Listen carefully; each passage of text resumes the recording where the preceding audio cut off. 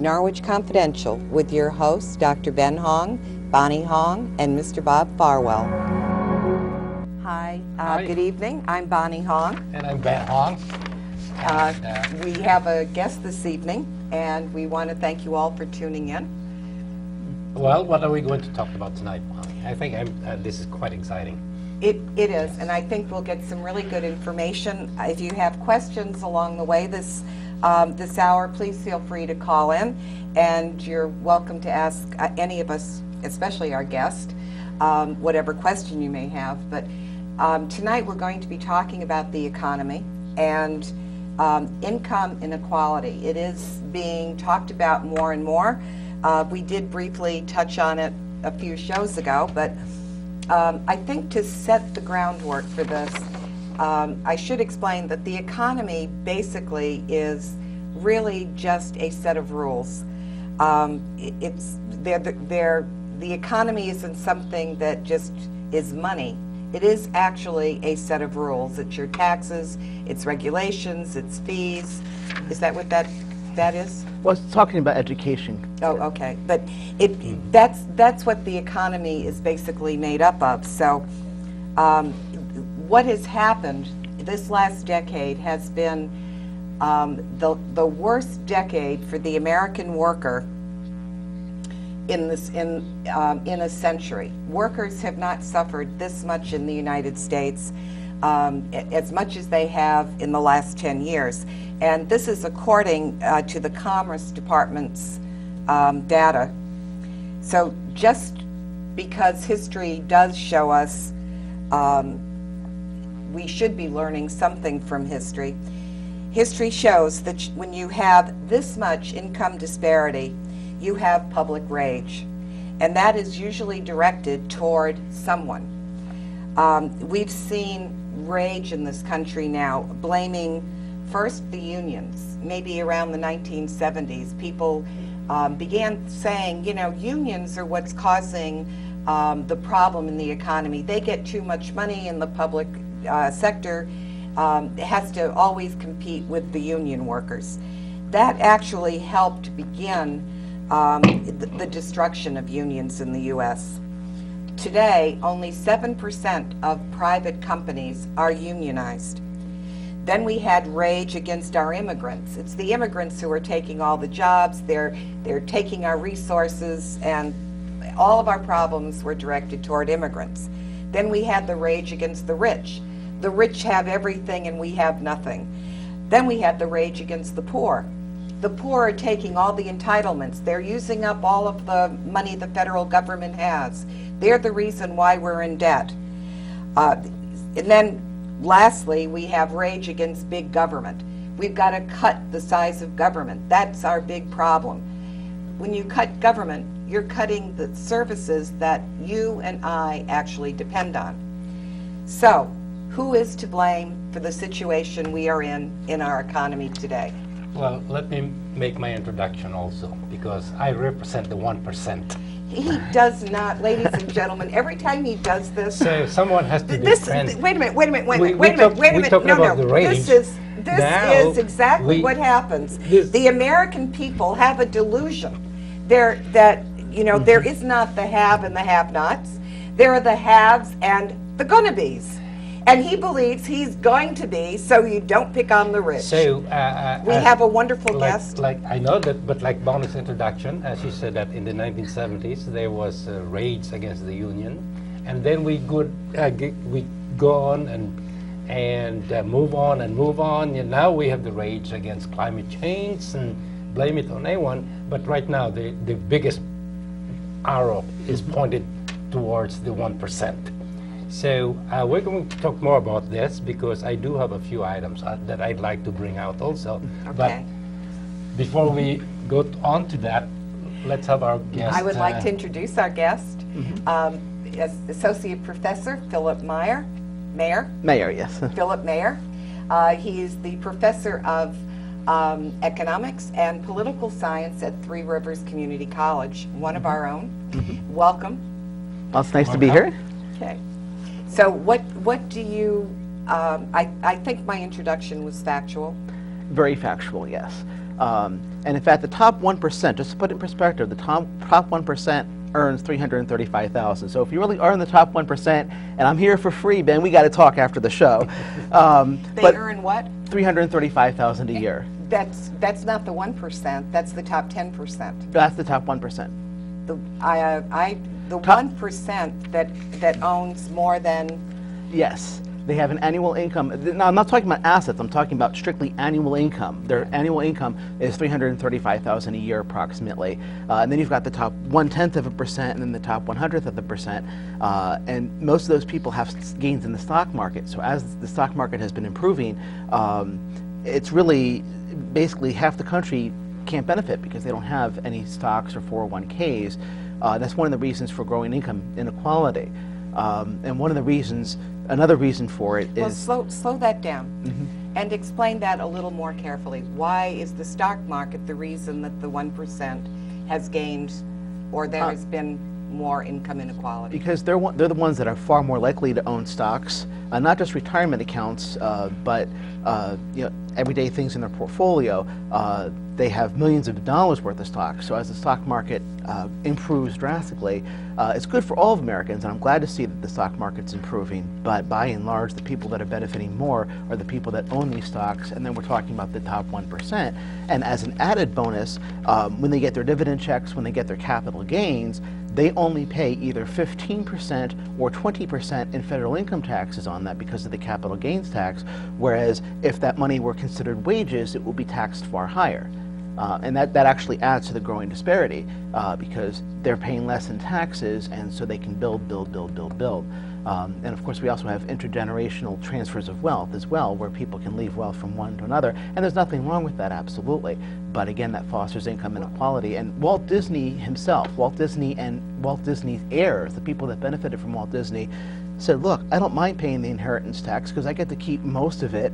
And the reality is, if Walt Disney lived in a country that didn't have the government that we have, that provided education, roads, infrastructure, all the things that helped Disney get wealthy, the fact is, if he were Mozambique, nobody would have heard of Walt Disney, and he recognized that. He said, this country's been good to me, and I have a responsibility to pay it forward. Well, I think one of the big reasons, there's always a discussion about the inheritance tax, the estate tax. The death tax, as people call it. The death tax, right. And you always have Congress coming up trying to say, we have to get rid of the death tax because, the farmer who's worked all of his life for his farm shouldn't have to, have it taxed after he dies and his children lose the farm. And that's how much, I can't use that word on the air, but everybody knows what word I'm thinking of. It's a bunch of malarkey, to use a polite word. The fact is, the inheritance tax doesn't go after small business owners. It doesn't go after farmers. It goes after people who have more than $5 million in assets. Per child. Yes. That's per child. So if you have 8 kids and you have, what would that be? $45 million, you still wouldn't pay any inheritance taxes. So, when you look at it that way, there's really a... Well, actually, the average American do not have to worry about that because they may have their house, their savings, and by the time they get through a nursing home, they have all wiped nothing. out in 1 They year. have nothing. So it doesn't make any difference. So, having inheritance is good if you are multi-millionaire or billionaire because there's always a big chunk that you can pass on. But for an average citizen, there is no way that anyone can pass on inheritance. But there was an initial reason, anyway. Correct? If you're also a political science professor, and the origin of the inheritance tax started with our Constitution. I mean, way back. They were really concerned about landed gentry. I believe it actually happened. I'm not too sure about the Constitution, but I believe it dates back to the late 1800s when we had the problems with the robber barons, and that was a way to kind of reduce their influence. And by the way, the inheritance tax applies to 0.2%, and that goes back to your point earlier. Everybody thinks they're in the top 1%. Look at your paycheck. You're probably not. And so when you hear politicians talking about let's raise taxes on the 1%, you have nothing to worry about. And what I like to see as an economist, quite frankly, is yes, higher taxes, but use that for investments, not for wasteful spending. Okay, I'm against wasteful spending. I'm a taxpayer too, but investments in education, higher education, investments in our roads. I mean, our roads are falling apart. Our bridges. Our bridges, roads, exactly. The whole infrastructure. And we don't even realize how close Amtrak came to shutting down service right here in Eastern Connecticut because the bridge over the Niantic River was stuck, and because it was over 100 years old, and we just couldn't find the money to replace it. And those are investments. It's not wasteful spending. There's investments that our economy needs. You make more investments, that actually helps to create more jobs and actually helps to promote middle class growth. So let's discuss about income inequality. What do you mean by that? I mean, how unequal are the incomes? Well, income inequality has been a growing concern. We have different ways that we measure it, but by and large, the bottom 2/3 of Americans, 2/3, okay, basically people earning roughly about $60,000 a year and less.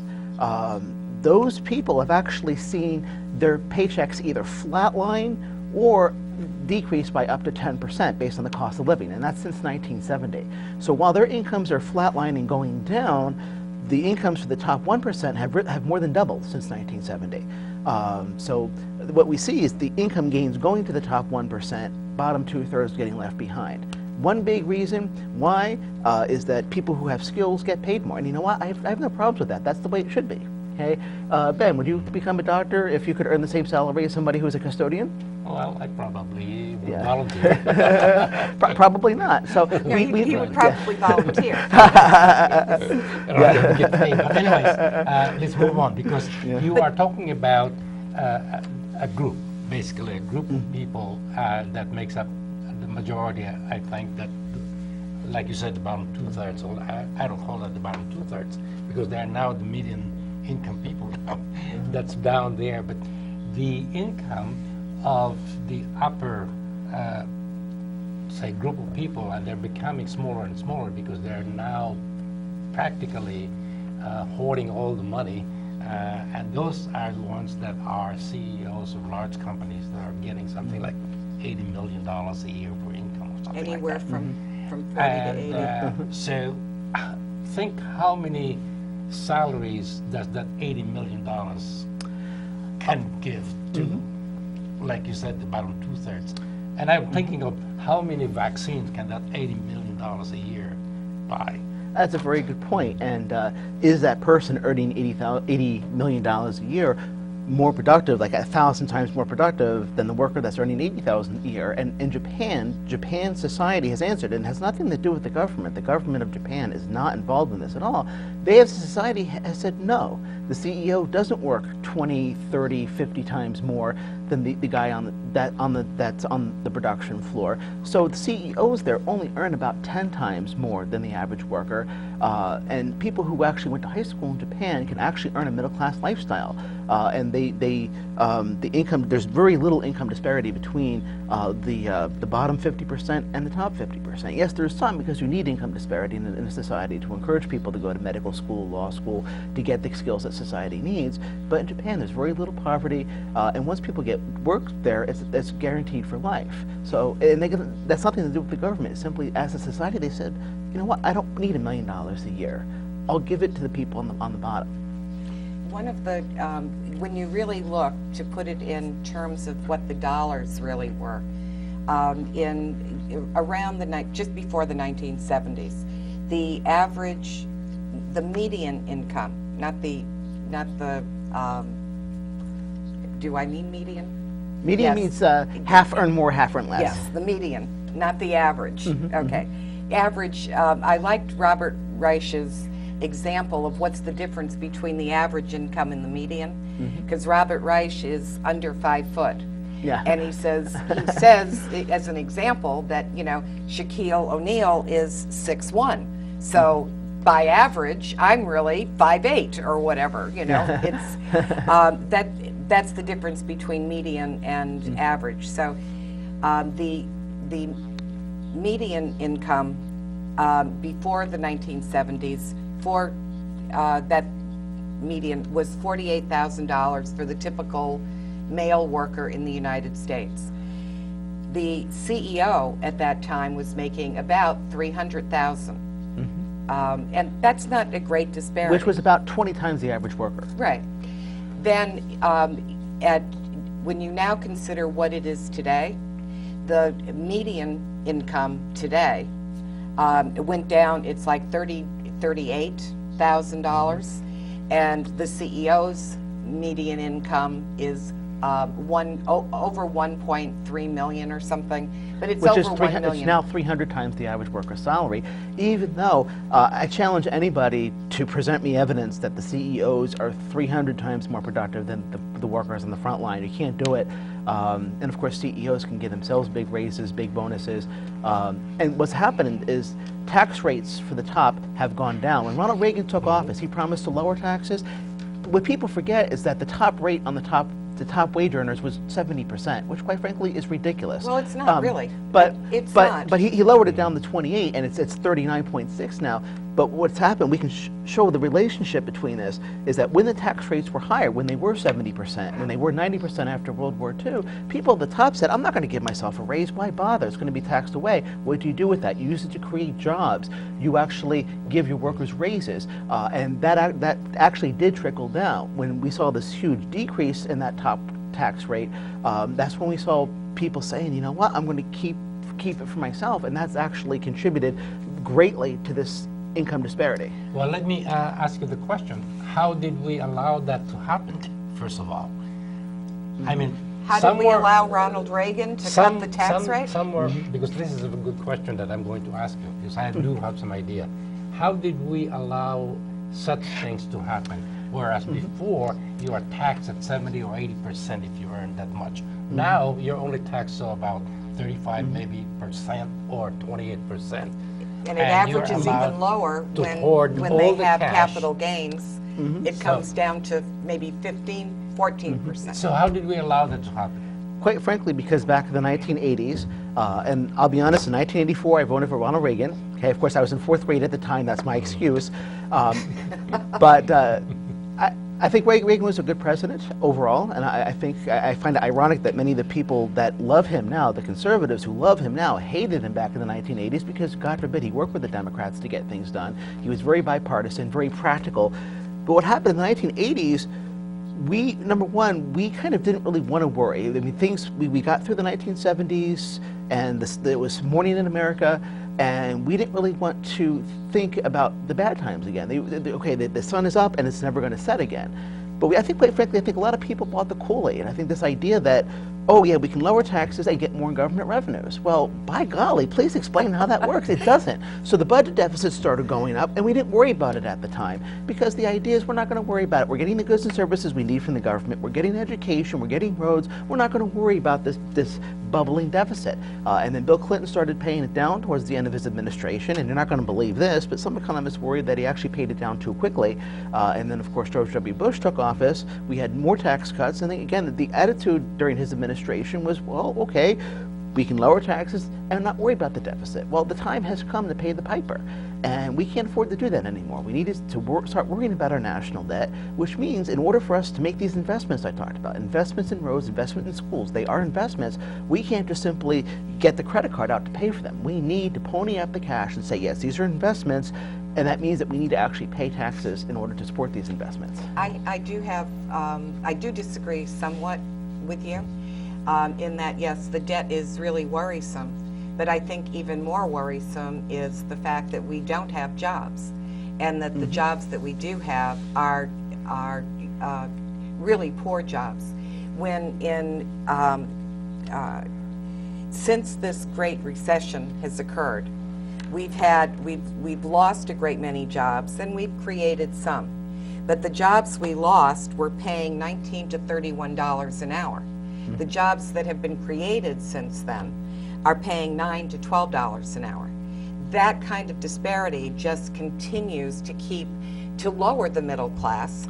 I mean, half your VA patients that have lost jobs. Well, again, there's a design on this thing, that these things did not just happen because we were not watching, but there was a design. A design to do this. There was a design for this, that in the middle of all these things that's happening, that they changed the rules. So I'm going to tell you what this is. This is like a monopoly.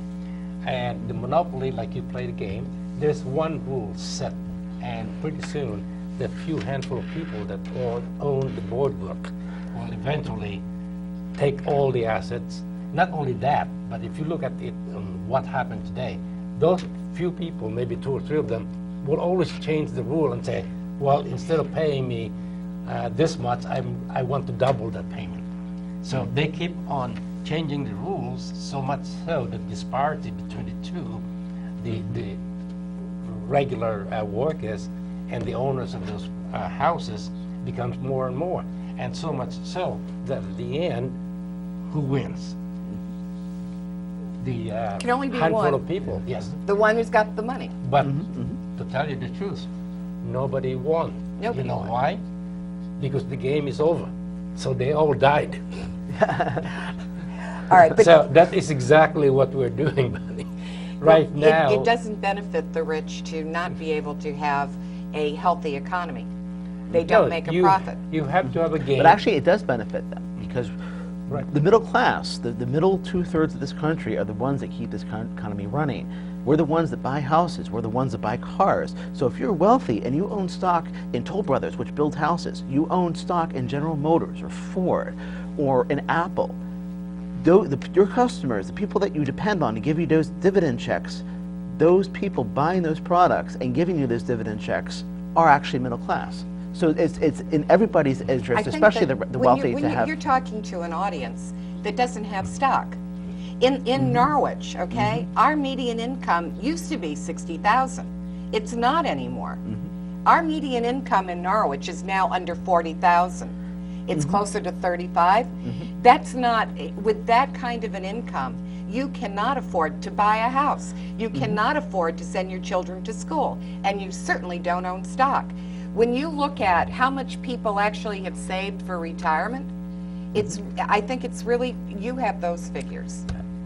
3/4 of people really don't have enough money for retirement. Yeah, 3/4 have, I think, 50,000 or less. Yes. How much? 50,000 or less, something like that. That's really way overestimated. No, It was closer to 20. It was actually closer to 20. It's probably about maybe 6 months worth of nursing home. You know, that's where it gets wiped out. That's why. In anyways, what I'm trying to say is this: that if we allow this whole process to continue, there will come a time when that handful of people will own everything, and game is over. Everyone's dead. So it probably benefits them if we change the rule and say, well, how can we sustain an economy that will not end? In other words, how can we keep the game going without ever ending this in such a way that we won't die? Now, don't you think that it would benefit the rich to say, well, if we want to continue,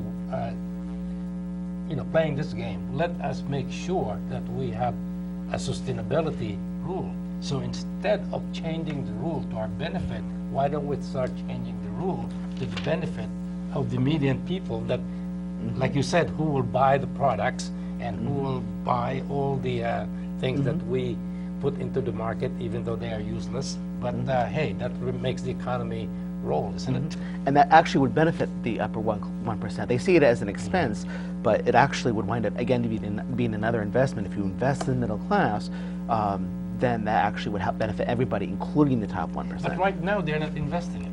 They Nor are should keeping they. the money. So But that's what the corporation they're does. That's their hoarding- purpose. Hoarding the cash. They're not putting it back into the economy. That's why. If they are, then Yeah. that would be fine. That's why the economy is not money. And the economy is not corporations. Corporations are doing exactly what they are intended to do, make a profit. That's their only function.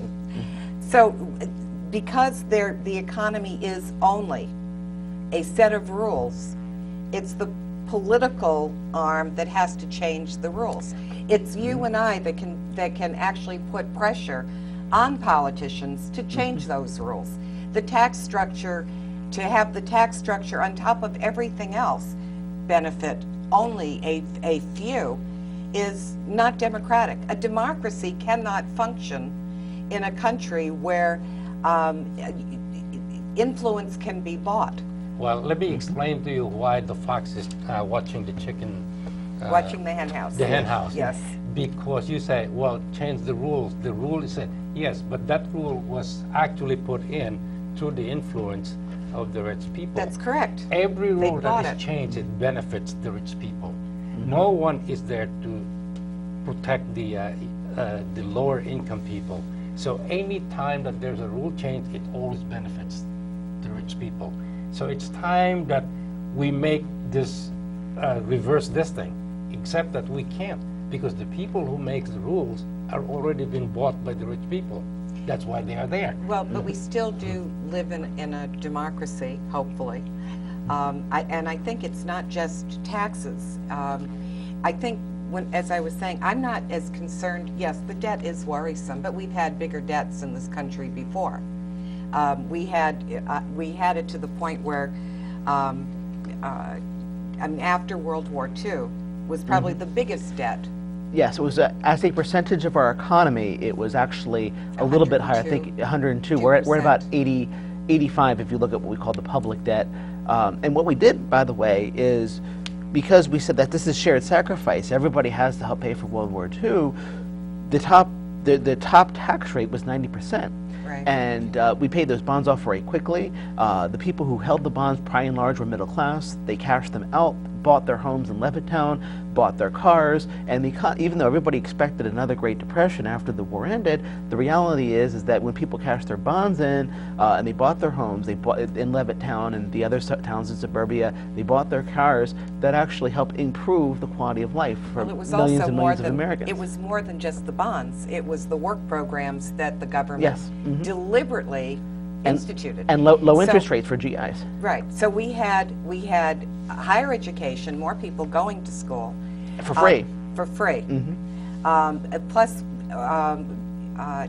but I think even more importantly, like right now, the Federal Reserve continues to print, what is it, $75 billion every Actually, month. they ended that last year. That it's called quantitative easing. Easing. They actually they haven't ended quantitative easing. yes, they have. They ended it as of December of last year, and what they did is they 2 months ago. Okay. They did end it. What they did is in January of 2014 they were printing 85 billion a month, and then every 6 weeks when the Federal Reserve Bank meets, they kind of ratcheted it down a little bit. So by December it was nothing, and in fact, I see what you're going with this. The fact that the dollar is weaker. No, but not that the dollar was weaker. That is true. But the problem is that it wasn't people like us that were borrowing all that money that was available to the banks. Again, mostly it was the 1% that again was able to borrow. Well, You had corporations that were buying back their own stock that increased the stock market. The stock market goes up when the company starts buying back their own stock. It elevates their stock, and the stock went up.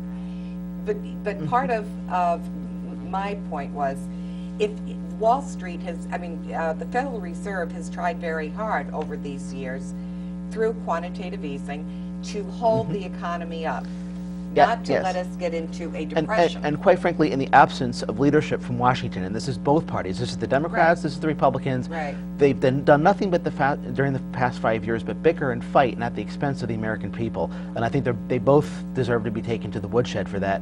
The Federal Reserve Bank, like you said, was the one that by default, because since the politicians in Washington weren't doing anything by default, they're the ones that had to prop the economy up. They're still, what they've done is still try to knock out any program, try to make the government smaller. When you've got one side that's really working to prop up an economy, and you don't have the other side that should be using that money to make sure that we have jobs, to pour more money toward the people that would actually stabilize our economy, not bailing out Wall Street.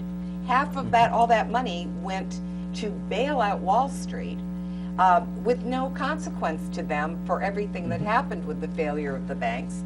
People have lost their homes because of their behavior, and yet no one who committed that fraud was ever brought to justice. So, but in the meantime, if you actually had the government pushing to have our infrastructure done, pushing to make sure education was free, pushing to make sure that they could create jobs, When you have a fair, progressive tax structure that supports your government and supports the wealth of those that are benefiting, that is what we needed, while the Federal Reserve at the same time was doing its share to hold the economy up. You're absolutely right. And in fact, Governor Malloy here is proposing a $100 billion transportation initiative, which quite frankly should have been done 30 years ago. And now our roads have deteriorated significantly, so it's going to cost us a lot more to fix these roads now than it would have if we had been doing it all along like we should have. And quite frankly, that's the one of the many areas that I think I blame Washington, because that should be common sense. Many roads throughout the country. It's not just here. I've been in half the country. I used to live in Kansas. Kansas has great roads. Missouri roads are awful, and I've seen that firsthand. There's plenty of projects that could have been done, and the idea is, okay, Republicans are against big government, but when that money goes to their district to build a road, to build a new high school, whatever, then that's actually creating jobs, and then put up or shut up. You're getting the money, so you have nothing to complain about. And I think there could have been more leadership, quite frankly, from the Oval Office to get more transportation projects done, which would have helped. Because keep in mind, during this past Great Recession, 1 out of every 5 construction workers was out of work. And every couple of years, I do labor-to-labor walks. I knock on union members' doors, quite frankly, to get them to vote for labor-friendly candidates. And right across the street from the college where I work, there's a guy who's been out of work. He's a pipe fitter, and there's no jobs for him because he's in construction. And here in Connecticut, when we fixed a road or we fixed the Amtrak bridge, that work was done by people who live in Maine. That work should be done by Connecticut residents, and that's one of the things that Governor Malloy has actually done, is passed a law that most of those workers must live in Connecticut. But that should have been done here. It should have been done across the country. And you're absolutely right. That would be one way to actually get those construction workers working again. And those things that we need anyway. You may as well do it now while it's cheaper, and the interest rates for the bonding are a lot lower. I think it's the same formula that we did right after the recession, or that helped us pull out from the recession, and that is to get the workers to build up the depression. Depression. Yes. And that is to help us pull out by putting workers to work, by rebuilding infrastructure. Exactly. Which is very true what you said. Now here is the big question, and the question is, where are you going to get all the money from? Well, and we already talked about the national debt, so where are we going to get that money from? Well, quite frankly, I mentioned before, bonding interest rates are lower. Another issue, another place to get that money is, quite frankly, taxing the wealthy people, asking them to pay a little bit more, making sure that we're not wasting that money. I pay taxes too. I don't want my money being wasted. What do you consider waste? Well, bridge to nowhere, obviously. Exactly, which never got built. But, well, I'll tell you, this has actually happened. The state of North Dakota got billions of dollars to widen U.S. Route 2 from 2 lanes each direction to 4. Why in God's name are they getting anything?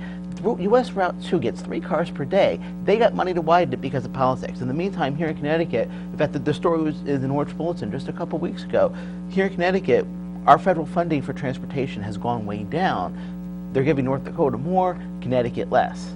What's the priority? That's waste. Well, that is our domestic priorities, but if you really look at it, it's not just our domestic priority that's really misguided, but it's our foreign policy that's misguided. Why are we giving somebody, a big country that doesn't like us, billions of dollars for nothing? I mean, so that, they won't kill us? And the same thing, why are we involved in everyone's dispute and send literally our own troops to do what they should be doing? It's a big chunk of money that's coming up. Well, as you're talking about a $3 trillion budget, and what you're talking about is a tiny part of that, we do have to protect ourselves, and I know you may be referring to our current conflict with ISIS and ISIL, or whatever their name is this week. The fact of the matter is that they actually have terrorist cells in many countries, and the fact is we can't turn a blind eye. And there are countries, and you know what? You're right. There are some countries that are the word that my generation uses is frenemy. In other words, friend and enemy combined. But these countries are working with us to try to contain that threat from ISIL, and that is an expense. But overall, the amount of money that we're spending on ISIL and foreign aid together accounts for less than 0.5% of the federal budget. And the countries that we give money to, by and large, are countries that are our friends. We get our monies back. We give money to Egypt, and Egypt, quite frankly, anytime that we need Egypt to do something in the Middle East, they're the cool, rational heads that actually help stabilize that region. We give money to Israel, which is controversial, but even that's about $1 billion. And the fact is, Israel needs to defend itself. I think, but I don't even want to go there. That's a whole another story. But no, we're just talking about, because we're talking about a budget. So our budget is not just domestic budget; it's also but foreign policy. for all practical purposes, it's domestic because, like I said, 99.5% of our spending is domestic. It's only 0.5% And out of that 99.9%, how much is military? More than 2/3. Part of the problem is that, again, the contractors, if I say something against building more submarines, I live in this right next door to the submarine capital, right?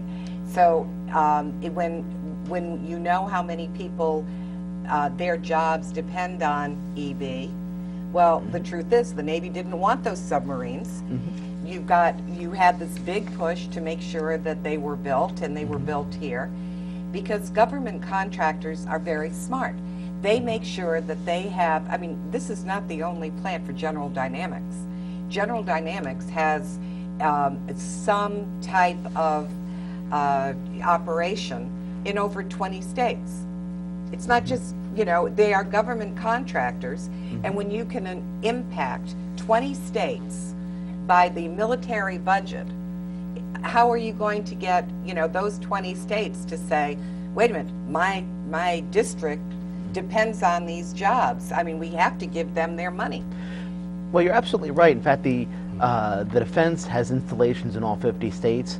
President Eisenhower himself, who was a general, Eisenhower himself worried about the military-industrial complex in which we would generate wars just so that we could, give money to Lockheed Martin. But in terms of the sub-base, Sub-base. The EB, electric boat, yes. The sub-base is completely different. Yes. The sub-base is that to me is national security.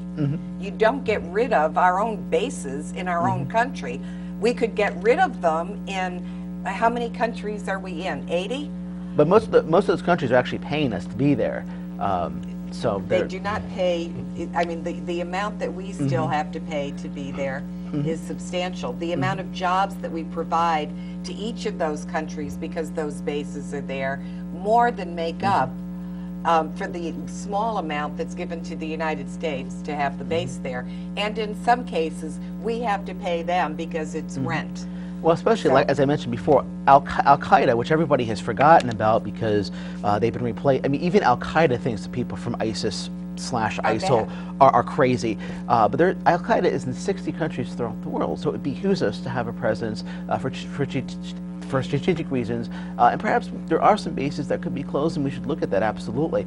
But in terms of electric boat, at least from what I understand, and my parents were in the Navy, but from what I actually hear, there's more requests for submarine assistance than they can provide help for. In other words, for every 10 requests for submarine assistance, they can only respond to 1. China's getting more submarines, and as you may know, there's been some tension between us, especially over the issue of Taiwan. So if China's getting more submarines, and our submarine fleet is 50 years old, based on what I've seen, and I believe that we need more submarines, not just to create jobs here in southeastern Connecticut. That's not the issue. The issue is we need them because the military have actually asked for submarine assistance, and there's been times where we can't. And our submarines are actually 50, 60 years old, and reach not only are they at the end of their useful life, some of these submarines are operating beyond their useful life, which to me is a scary thing. I wouldn't want to be 100 feet below the surface in a submarine that should have been scrapped years ago. I do believe in that. That again is the thing that we're talking about, and that is creating jobs, and that is a good job to create. Now, we could probably also make the same argument of why not expand that into putting in infrastructure all over. And it's the same issue that we end up asking. Oh, sure. And that question is, where are you going to get that money from? I think Right. I mean, Well, where I are you think, going to get the money from? again, I think he's answered that, not just through bonding, which right now would be affordable, but also through a more progressive tax structure. You cannot continue. It would also help our democracy if the tax structure were more progressive. Right now, the biggest problem we have is, it's the biggest problem because it feeds into all of the other problems. The fact that you have big money that influences our democracy to such an extent that our voices are no longer heard. It's the money that has a voice, according to the Supreme Court, that now has been able to buy that kind of influence to make sure that the rules that govern the economy, those are the will rules always that benefit them.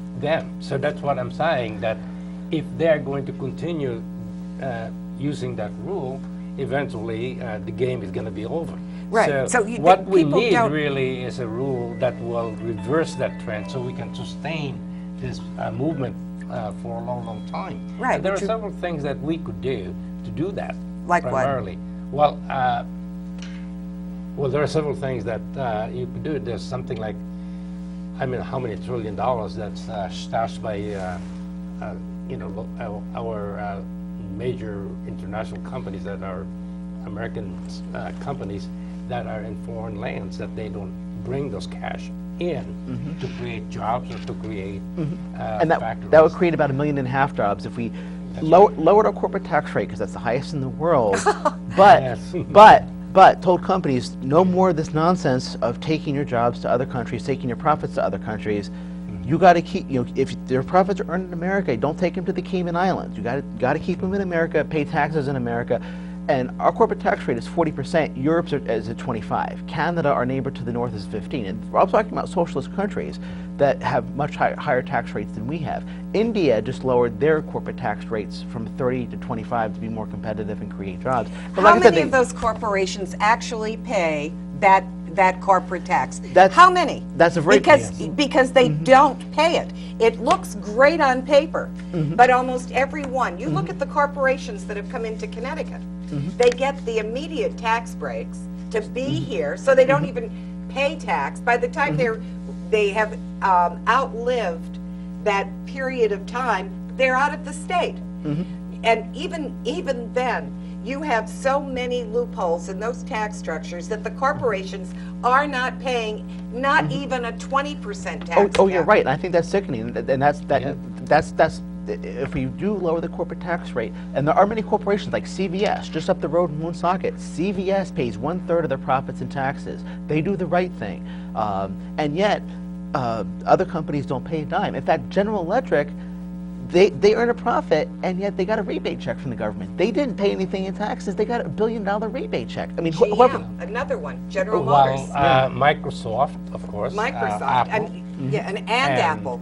General Motors, and basically they are allowed to keep their assets or money outside of the United States, and because if they bring it in, then they have to be taxed for that. Exactly, So and if we give the them a- question really is lowering our tax bracket for the corporations, will it actually make them bring everything back? If we change it so that you can't put your money in the Cayman Islands, you can't put your money in Switzerland. So what you're saying is and- you're changing the rule to benefit us, which is what I'm saying, to To sustain this benefit the economy. country, right. Exactly, and if we- To make the economy maybe unequal for everybody. Well, if we do that, we can actually create 1.5 million jobs, because companies will bring that money back here and create jobs. And in fact, I was watching CNBC television just maybe a couple months ago, and the economic minister for Europe flat out said they hope to God we never lower our corporate tax rate, because they know a lot of corporations are going to take their money from Europe and bring it back here and create jobs here, What's happened and to Europe the will lose. states that have lowered their corporate tax rate? What's happened? I'm trying to remember off the top of my head the examples of the states, because even Malloy was thinking of doing that Well, you're here. talking about, was it Ohio or Oklahoma that they decided to... When they lowered it, the Right. jobs left. That didn't increase jobs in that state. They left. Because one of the problems is, again, you have less money to do anything with, so that you destroy the thing that every single corporation needs the most, and that's talented workers. If you don't have a good education system, I think the country that did the best during this great recession was Germany. Germany does not have the same kind of income inequality that exists in the United States. Their workers were, not one of them had, I mean, there has not been a drop in the income of their workers. You don't have the income inequality that you have there. They are taxed. And corporations also have to pay their taxes. So, I mean, there's a reason why when you start cutting corporate tax and you make the state even weaker, we're not paying for higher education in the state of Connecticut. And you've got more kids that have to pay, that come out of college with debt. Even Three Rivers. How many kids have to go on a scholarship just to get through our community colleges? You know, that to me is a real disgrace. In the United States, that's a disgrace. Well, Germany is a great example, and I'm not saying we should get rid of the corporate tax. I'm saying make it 25%, and quite frankly, what I'm saying is make corporations pay more in effect. Yes, lower to 25%, but get rid of the deductions, get rid of the loopholes, and make sure corporations do in fact pay their share. Don't take that money to the Cayman Islands, don't take it to Switzerland, you keep it here, and that way most corporations would wind up actually paying more under my proposal. So I agree with you. And Germany is a great example. In Germany, those taxes are used to support an excellent education system. For free. Exactly. It's a free education system. And manufacturing firms can actually get all the skilled workers that they need. The government of Germany works well with manufacturing. In fact, manufacturing is 20% of Germany's economy. They have an excellent partnership with that government. So again, the corporations don't mind paying taxes because they're getting the workers that they need, they're getting the highways that they need, and a lot of support from the government. Now, and their CEOs are not making they make maybe 300 times what the average worker in their corporation and in Europe, it's about 20 to 25 times. The average CEO in Europe earns about 20 to 25 times the average worker. I think Here in America, it's 300 times more. No, was it 300 times? Here in America. Okay, so Germany, it was 30 times more. Maybe that's what it was. Yeah, I said 20 to 25, but I think 30, and it has been going up, which is a cause of concern to me, because Europe is supposed to be a little bit more equal. But it had been, for the longest time, it actually was about 15 times the average worker salary, but it's been kind of creeping up for the past decade. The difference is that the median worker in Germany is doing very well. Their salaries have not decreased at all. I mean, they've still gone up. They're rising as their CEOs' incomes rise, and it's a really healthy economy. And not only that, property taxes there are far lower because they fund schools properly through the state income and the value-added taxes. They don't have the property tax burden that we have here, primarily in the Northeast, which is something that we need to discuss perhaps on another show. But in terms of Connecticut's corporate tax is at 5.5%, which is the same rate that I'm paying, so I have no problems with that. But over the past several years, this started under Governor Rell, there was a 2% temporary tax that was added on to that. Now, 2% doesn't sound like a lot, but remember, that's actually a 40% increase in your taxes. So if you have a corporation here in the state that earns $10 million, they're going to wind up paying about $20,000 more in taxes under what was supposed to be a temporary 2% surcharge. That temporary surcharge has been there for 6 years, and I think it sends a signal to our corporations, we're going to tax you more. If my tax is 5.5%, there should be 5.5% too. Take how much corporate taxes are we really generating in the state of Connecticut? When we had Pfizer's, how much corporate tax did Pfizer pay? Nothing. I honestly don't know about Electric Boat because I haven't been able to find that out, but the only reason I knew about Pfizer was from some other study that I read. But our corporations, if you actually talk to people, I'm hoping to have our Secretary of Labor, the Commissioner of Labor for the state of Connecticut. I've got connections. Talk to me after the show. I've got connections to the Secretary of Labor. Okay, because they did say she would come on, and because I have a lot. And she lives in Waterford too, so. Wonderful. It's not going to be a long trip for her. It so. wouldn't be too bad, because we do want to talk about the Trans-Pacific Partnership.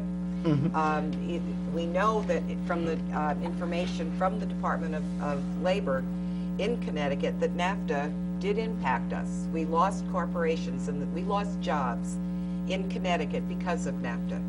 And if what they're doing now is even looking at fast-tracking something like the Trans-Pacific Partnership or the Atlantic, I can't remember the acronym for the Atlantic Partnership, you're looking at really more job losses and an economy that is going to, because it's not, this isn't just about, okay, we won't have tariffs. These partnerships have very little to do with trade. They have to do with all the rules and regulations for these global partnerships.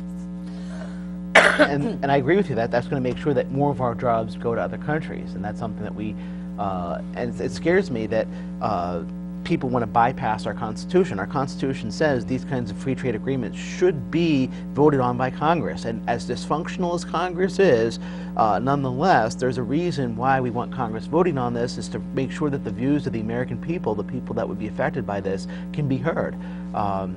Simply creating a system in which Congress can be bypassed for a free trade agreement is simply unacceptable, and that shouldn't even be allowed at all. But especially when you see what, like Philip Morris, this is a good example. Philip Morris is a corporation. How many countries is Philip Morris I suing? think they're all over. Suing. Oh, They were suing, they even were suing Tobago. Tobago. I mean, this little country that has how many people? Maybe 150,000. that they sued them along with Australia. They lost in Australia. Yeah. However, that just started them on another rampage. And Bolivia, I mean, I don't even remember how many countries, all the way down to a small country like Tobago, because it's an international court. And that's what this is all about. They could sue the United States because they don't like the packaging or it infringes on their profits. It's those regulations in these trade agreements that are so disastrous. I mean, they're really appalling. We only have a few minutes left. I'm going to let Phil, Yeah.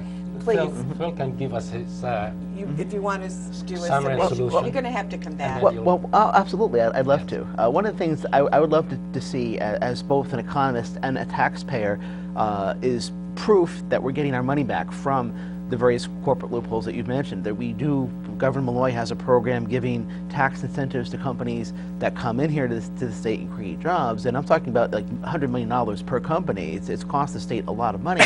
Quite frankly, that's money that the state could be using for transportation initiatives, for education. That's a lot of money, and there's a lot of other uses. Prove to me as a taxpayer that we're getting our money's worth, and it seems to me that what we've done is we've given that money to companies. They move from one end of Stamford to the other, or they move from Enfield to Hartford, or from Hartford to Manchester. That doesn't create jobs. These are companies that would have done that anyway.